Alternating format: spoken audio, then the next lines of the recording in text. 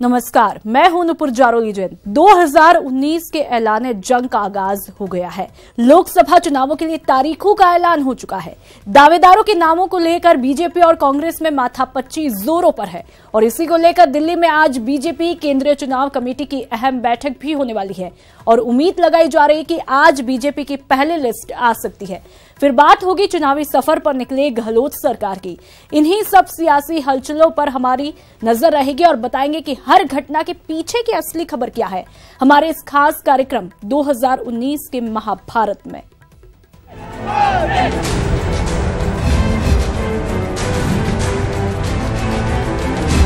देश के नामदारों का दागदार ट्रैक रिकॉर्ड जनता भली भांति जानती है। मोदी जी, कांग्रेस पार्टी वाले आपसे डरते नहीं हैं।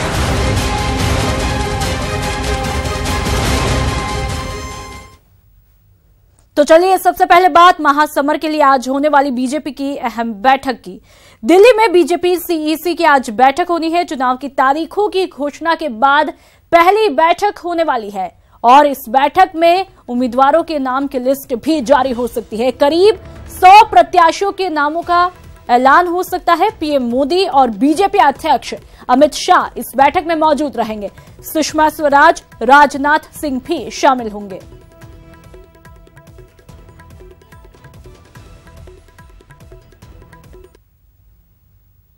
और अब बात चुनावी सफर पर निकले सरकार की। मिशन 25 को साधने के लिए कांग्रेस की आज 3 जनसभाएं होंगी। CM Ashok Gehlot, deputy CM Sachin Pilot आज जयपुर के जमवारामगढ़, दौसा के भांडारेज और भरतपुर के पहाड़ी में हुंकार भरेंगे।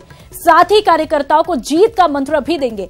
आपको बता दें कि सुबह 11 बजे जमवारामगढ़ में जनसभा होगी, जिसके बाद 12:30 बजे भांडारेज में सभा का आयोजन होगा और आखिर में सीएम गहलोत 2 बजे भरतपुर के पहाड़ी पहुंचेंगे और जनसभा को संबोधित करेंगे।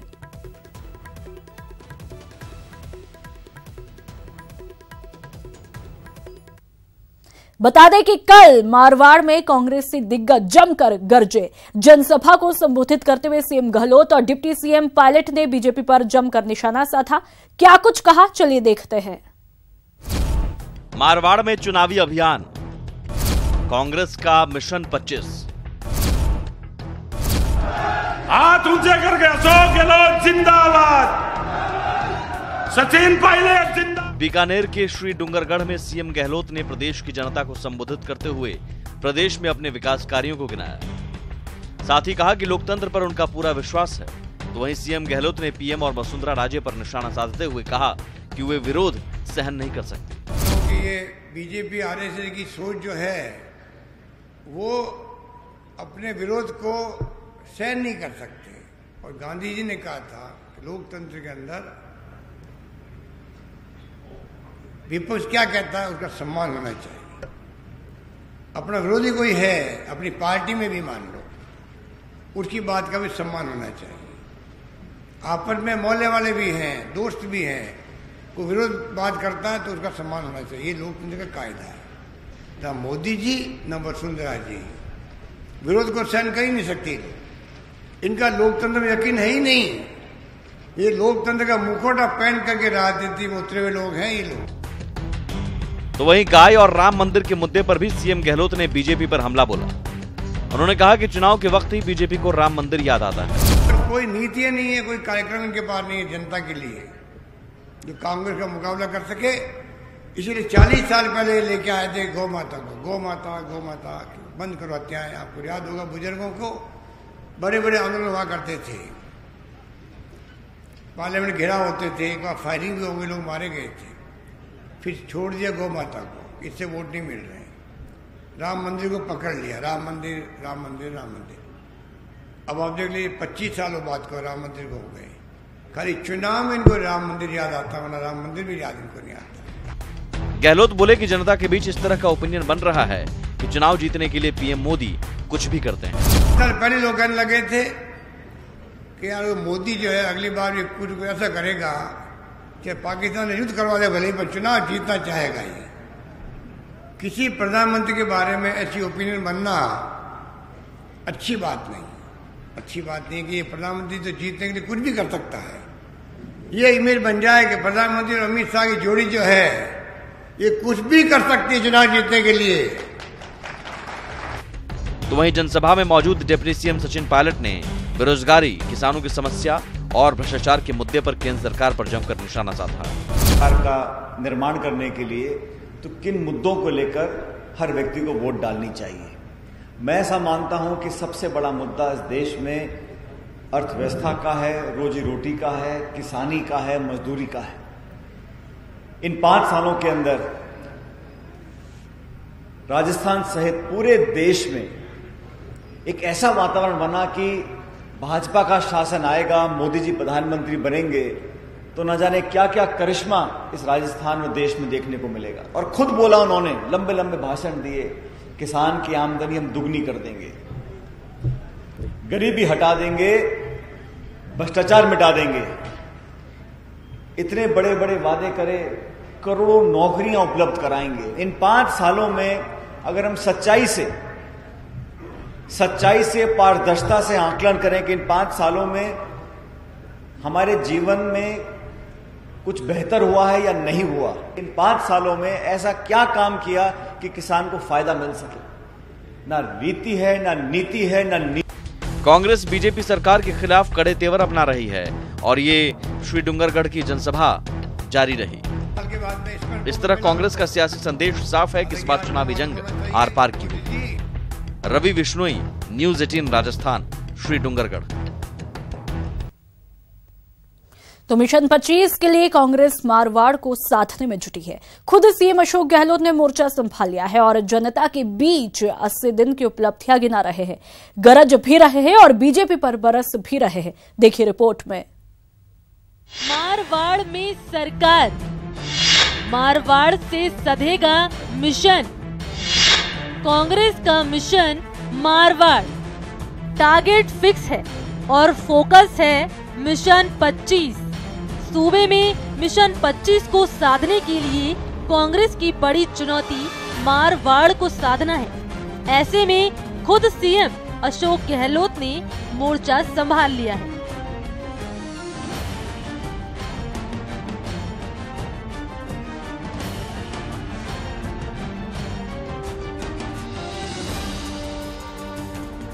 बढ़ती तपिश के बीच सियासी पारा भी दिन ब दिन चढ़ता ही जा रहा है।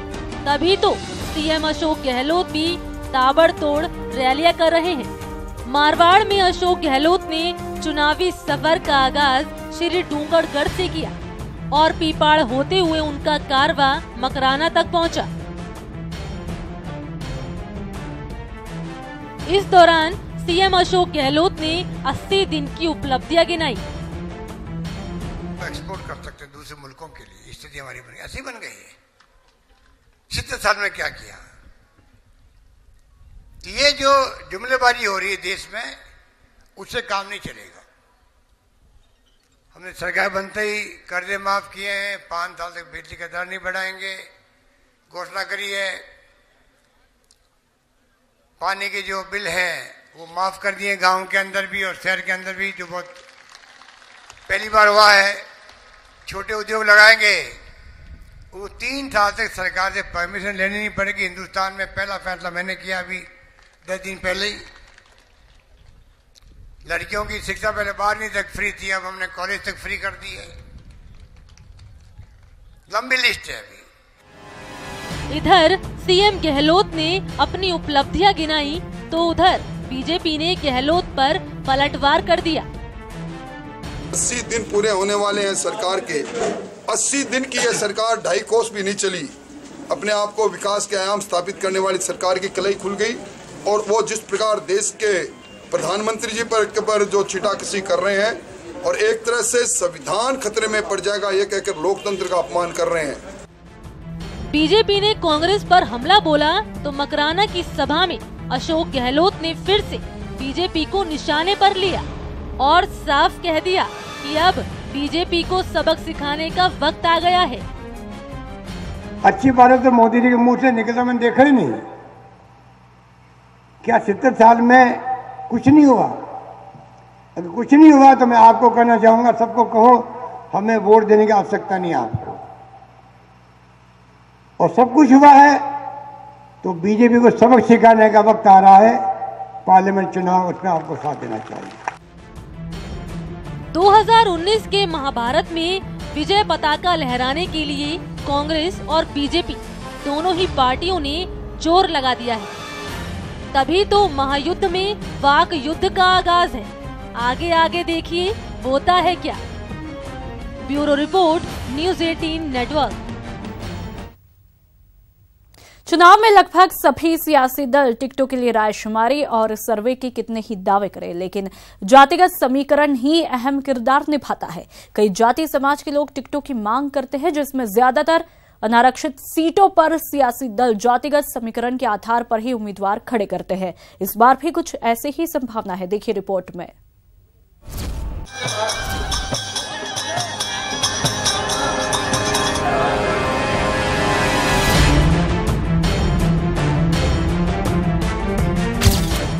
जाति समूहों की राजनीतिक दलों से मांग, टिकट वितरण में दिया जाए पर्याप्त प्रतिनिधित्व। राजस्थान में लोकसभा चुनाव के लिए बीजेपी कांग्रेस दोनों उम्मीदवारों के चयन के लिए मंथन कर रहे हैं। दोनों दलों से अलग अलग जाति समूह और वर्ग टिकटों की मांग कर रहे हैं। सिंधी, जैन, वैश्य, माली, कुमावत समेत कई जातियां राजनीतिक दलों से टिकटों के वितरण में प्रतिनिधित्व देने की मांग कर रही हैं। ये डिमांड करना चाह रहे हैं, ये कहना चाह रहे हैं कि सामाजिक तौर पर हमारा समाज सक्षम है, आगे बढ़ रहा है, चाहे वो खेल को, चाहे और की प्रोफेशन हो, बिजनेस है, सब में हम अपने बल पे आगे बढ़े हैं। राजनीति में जब तक हमें कोई पार्टी अपना समर्थन नहीं देगी, हमें आगे बढ़ाने के लिए साथ नहीं लेगी, कुछ भी पॉसिबल नहीं है। हमारा अभी बिल्कुल ही नगण्य है, बिल्कुल ही हमारा इस समाज पे बिल्कुल योगदान बिल्कुल नहीं है। उसके लिए सब पार्टी से अपील करता हूँ कि सिंधी समाज को साथ लें, आगे चलें। 36 कौम की पार्टी, हर पार्टी बात करती है, लेकिन 35 कौम ही है, क्योंकि सिंधी समाज को सबने ही बिल्कुल बेदखल कर रखा है। ऐसा स्पष्ट है कि कहीं कोई रिप्रेजेंटेशन नहीं है। आपको ये बखूबी मालूम है कि पूरे हिंदुस्तान में आज जो इलेक्शन लड़े जा रहे हैं, उनमें या तो पार्टीज़ के आधार पर लड़े जा रहे हैं और या जातिगत है।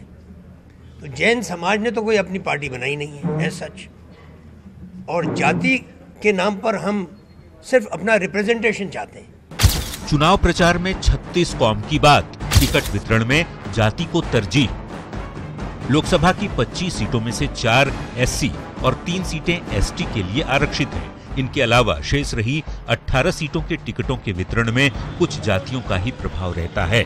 एक नजर कुछ सीटों पर। जयपुर शहर लोकसभा सीट। जयपुर में ब्राह्मण वर्ग का बोलबाला। कांग्रेस बीजेपी खेलती हैं ब्राह्मण कार्ड। बीजेपी के गिरधारी लाल भार्गव रहे कई बार सांसद। 2009 में कांग्रेस के महेश जोशी बने थे सांसद। 2014 में बीजेपी के रामचरण बोहरा बने सांसद। जोधपुर लोकसभा सीट। राजपूत विश्नोई वर्ग का प्रभुत्व। कांग्रेस और बीजेपी खेलती है राजपूत विश्नोई कार्ड। 2004 में बीजेपी के जसवंत सिंह विश्नोई बने सांसद। साल 2009 में कांग्रेस की चंद्रेश कुमारी कटोच चुनी गई सांसद। साल 2014 में बीजेपी के गजेंद्र सिंह शेखावत बने सांसद। चूरू लोकसभा सीट। जाट बाहुल्य है चूरू लोकसभा सीट। पिछले कई चुनावों में जाट प्रत्याशी की हुई जीत। 2004 और 2009 में बीजेपी के राम सिंह कसवा रहे सांसद। साल 2014 में राम सिंह के पुत्र राहुल कसवा बने सांसद।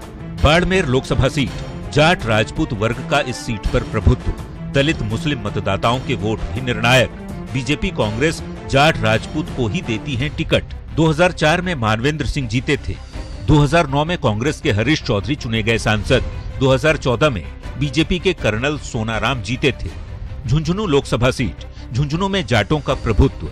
झुंझुनू सीट से शीश राम ओला कई बार रहे सांसद।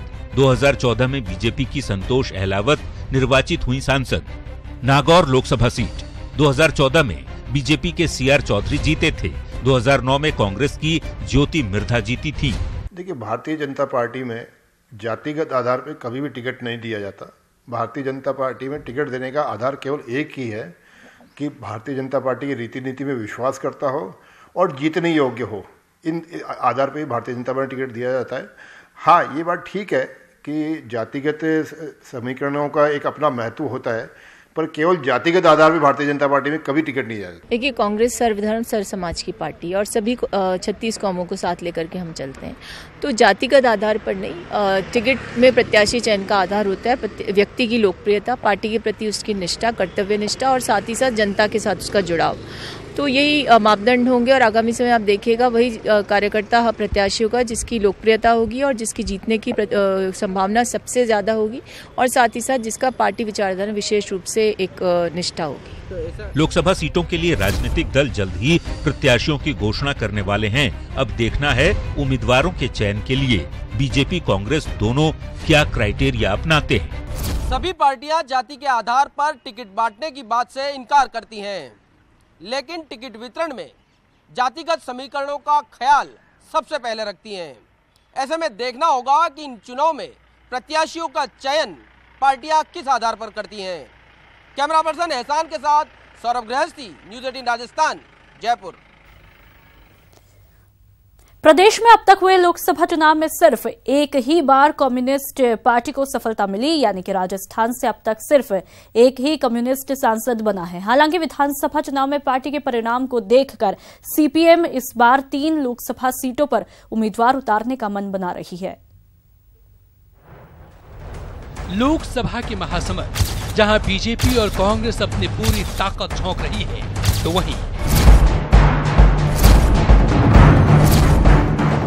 मार्क्सवादी कम्युनिस्ट पार्टी में भी हलचल तेज हो गई है। हाल ही में हुए विधानसभा चुनाव में पार्टी का कुछ सीटों पर बेहतर प्रदर्शन रहा, जिससे उत्साहित पार्टी के नेता सीकर, बीकानेर और चूरू में उम्मीदवार उतारने का मन बना रहे हैं। विधानसभा चुनाव में जहां हमको 1.25 लाख या 1.5 लाख वोट मिले हैं, वहां पर हमारी पार्टी को लोकसभा का चुनाव लड़ना चाहिए। तो इसीलिए इस बार हमने ये तय किया है कि हम राजस्थान में 3 सीटों पर अपने पार्टी के उम्मीदवार उतारेंगे, और सीकर, बीकानेर और चूरू। लेकिन जैसा आप जानते हैं कि हमारी पार्टी में जो लो अनुशासन है, तो इस बारे में अंतिम जो फैसला है वो हमारी पार्टी की केंद्रीय कमेटी करती है और वही सिंबल का आवंटन भी करती है। इसलिए अंत में हमने हमारी तरफ से राज्य ने ये प्रस्ताव भेजा है केंद्र को। पार्टी की केंद्रीय कमेटी को अब उम्मीदवारों को उतारने को लेकर अंतिम फैसला लेना है। हालांकि आजादी के बाद अब तक हुए लोकसभा चुनाव में सीपीएम का सिर्फ एक उम्मीदवार ही सांसद चुना गया है, लेकिन हर बार चुनाव में पार्टी अपनी मौजूदगी जरूर दर्ज कराती रही है। साल 1980 में सीपीएम ने एक सीट पर उम्मीदवार उतारा, हार मिली, लेकिन पार्टी को 21,778 वोट मिले। साल 1984 में भी एक सीट पर पार्टी ने उम्मीदवार उतारा और हारे, जिसमें 20,138 वोट मिले। साल 1989 में पार्टी ने एक बार फिर एक सीट पर उम्मीदवार उतारा, लेकिन इस बार जीत मिली, जिसमें पार्टी को 2,96,719 वोट मिले थे। साल 1991 में भी पार्टी ने एक सीट पर उम्मीदवार उतारा, हार मिली, जिसमें 82,945 वोट मिले। साल 1996 में पार्टी ने एक ही सीट पर उम्मीदवार उतारा और हारे, जिसमें 56,452 वोट मिले। साल 1998 में पार्टी ने 2 सीटों पर उम्मीदवार को उतारा और दोनों हारे, लेकिन पार्टी को 2,25,822 वोट मिले। साल 1999 में पार्टी ने एक ही सीट पर उम्मीदवार उतारा और एक बार फिर हार मिली, लेकिन पार्टी को 80,491 वोट मिले। साल 2004 में पार्टी ने 2 सीटों पर उम्मीदवार उतारा और दोनों हारे, लेकिन पार्टी को 89,042 वोट मिले। साल 2009 में पार्टी ने 3 सीटों पर उम्मीदवारों को उतारा, तीनों हारे, लेकिन पार्टी को 2,27,982 वोट मिले। जबकि साल 2014 में पार्टी ने एक बार फिर 3 सीटों पर उम्मीदवारों को उतारा, तीनों हारे, जिसमें पार्टी को सिर्फ 78,856 वोट मिले।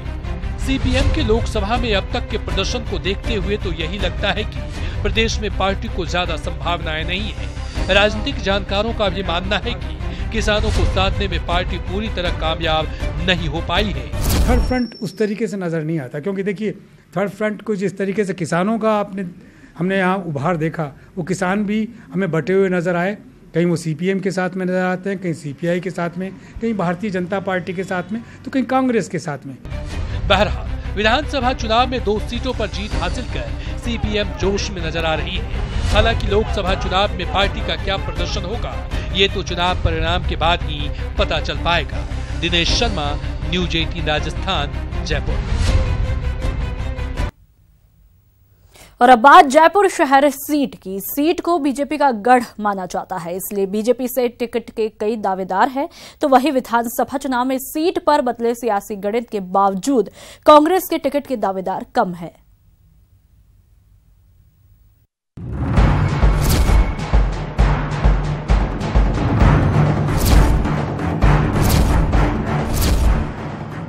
जयपुर शहर सीट पर सबसे ज्यादा बीजेपी का कब्जा रहा है, इसलिए इस सीट को बीजेपी का गढ़ माना जाता है। इस सीट पर मौजूदा बीजेपी के सांसद रामचरण बोहरा हैं। साल 2014 के मोदी लहर में रामचरण बोहरा 5 लाख से ज्यादा वोट हासिल कर सांसद बने। इन्होंने क्षेत्र में काफी विकास कार्य भी कराए, लेकिन इस बार इस सीट से बीजेपी से टिकट के कई दावेदार हैं।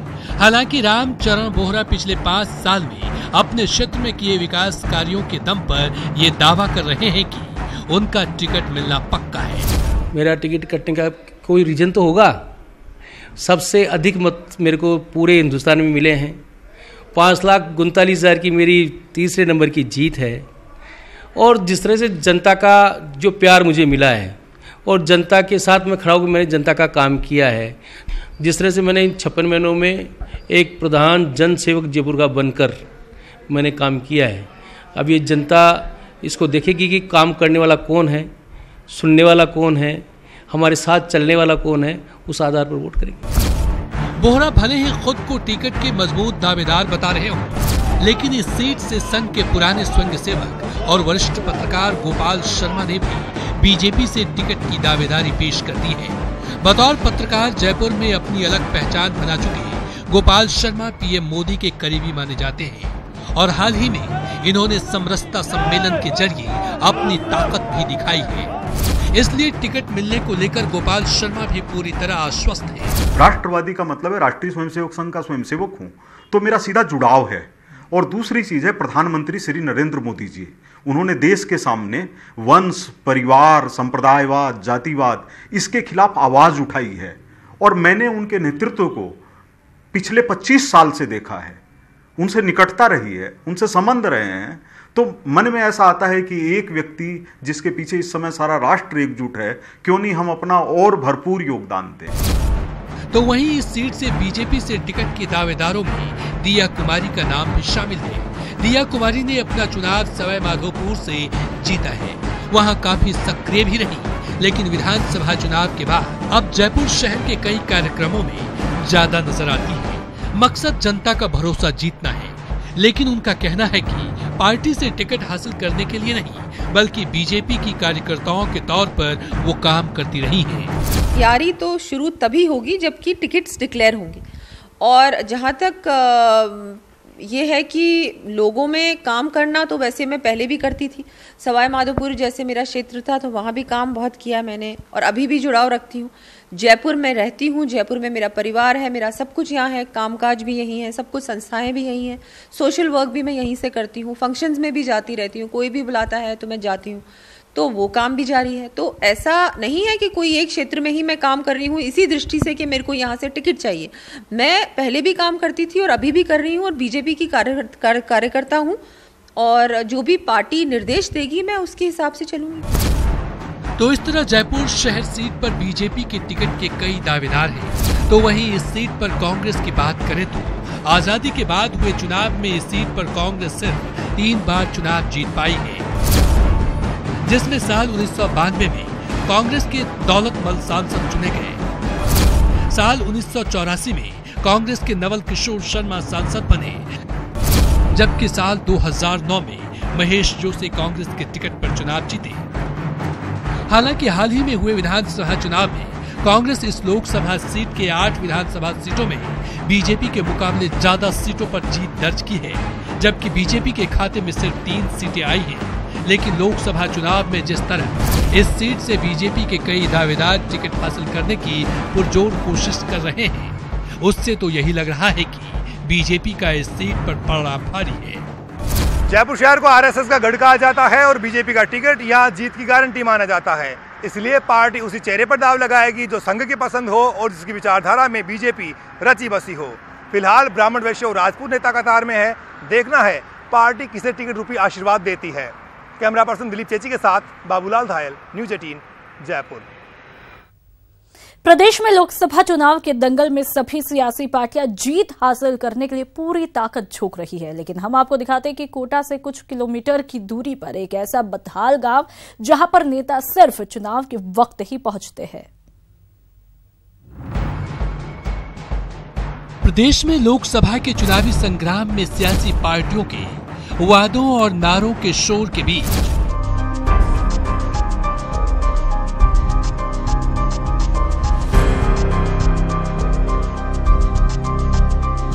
अब तक विकास की बाट जो रहा है ये गांव सियासतदानों के अनवरत अन्याय का गवाह है।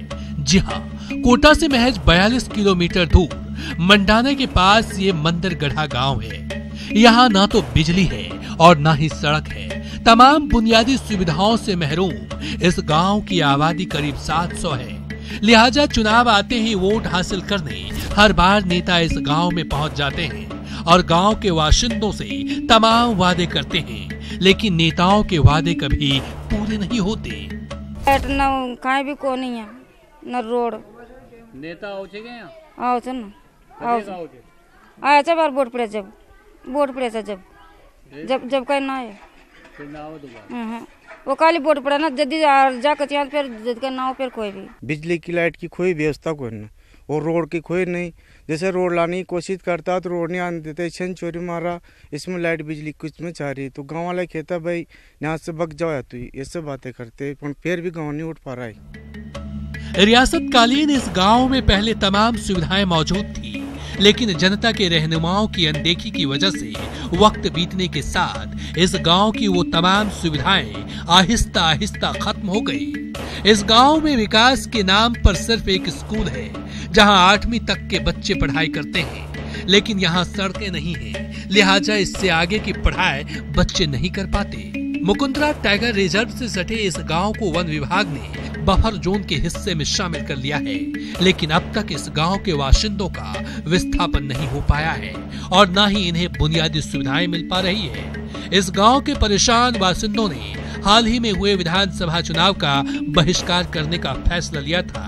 तब नेताओं के वादों पर एक बार फिर भरोसा कर गांव वालों ने अपना ये फैसला बदला, लेकिन हमेशा की तरह गांव वालों के हिस्से में वादा खिलाफी ही आई।